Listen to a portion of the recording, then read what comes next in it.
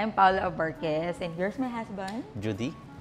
We have a little girl. Her name is Athena George, and she's very bibo. Yeah. We've been married for 7 years. Happily. Not question mark.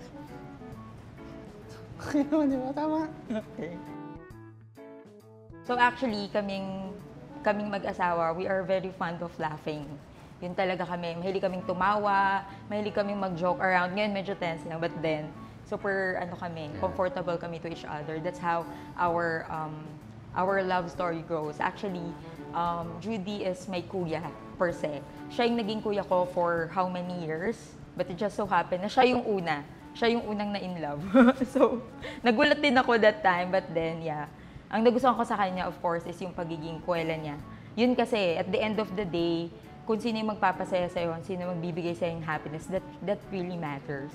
So, that's for me. I don't know, hindi ko alam sa kanya. Nahuli kita nagpi-flames candle, tapos di mo ma-accept na friends lang. Uy, nag-inom kapal ng mukha mo. Flames candle? Ano? Candle? Candle, alright. Yeah, so I met Paula at the workplace. I met her in the elevator. And... Elevator? Sa elevator? Okay. Yung sinabi yung promil kid ako. Yeah. Tapos papunta sa elevator na ito. And I announced to everybody that here comes Paula, the promil kid. And she was really annoyed and embarrassed of me. Well, he don't know me well.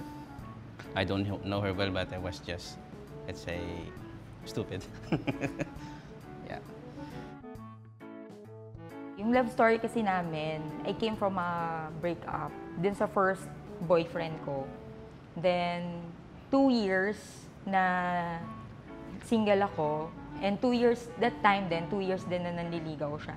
So, gusto ko lang talaga na maging sure ako sa feelings ko sa kanya kasi I came from a broken heart eh.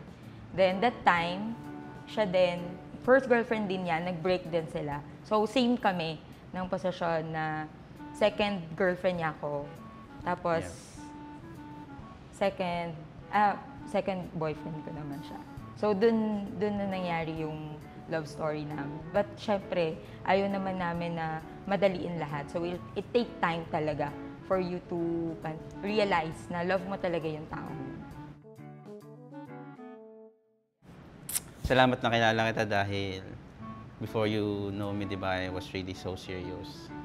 Tapos noon na hintindihan ko na kung paano mag-relax, mag-travel, mag-spend ng money not about being materially significant, but rather more on invest in memories. Salamat din minsan kahit walang kwenta ng ginagawa ko, hirap ka na lang, tatalikod o kaya bumuntong hininga, but you're still there. So sa akin naman, salamat kasi yung pagiging seryoso mo, yun naman yung nag-balance sa akin sa pagiging kuwela ko. And of course, binigay mo sa akin si Athena George na super ganda, super bait. Ayun. So thank you din kasi gina-guide mo ko. Alam mong maikli lang yung pasensya ko. But then, humaba yung pasensya ko dahil sa'yo. Humaba siya, sobrang kulit mo rin. But then, yeah, thank you. Thank you din sa pagsusupport mo sa amin, ni Athena.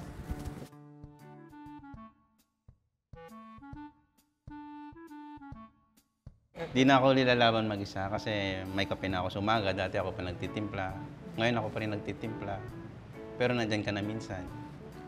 Hindi na rin ako naglalaban mag-isa, kaya okay na. Luto, sige ako muna. Nandyan na rin yung hindi na ako lalaban mag-isa kasi I need someone to invest my time with, and that is you too. Di na ako nilalaban mag-isa dahil alam kong at the end of this journey, naiiyak ako.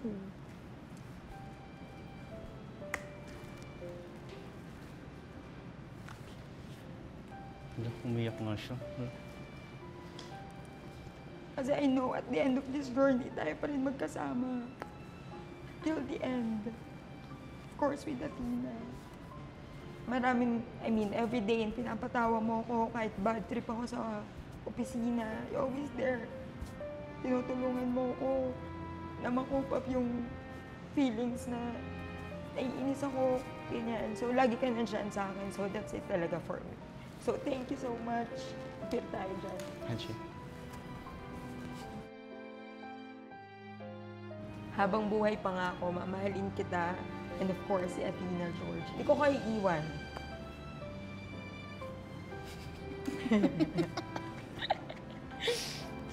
Habang buhay, pangako, dyan lang ako sa bahay.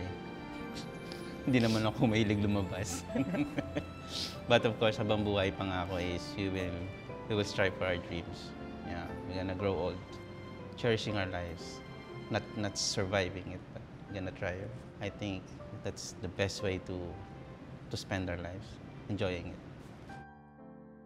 Labs, yung Labs. sinaing. Labs, yung uniform mo, planchay na, ano pa. Pati na sige, mag-I love you. I love you, Labs, Dad. Love you. Love you. Salamat na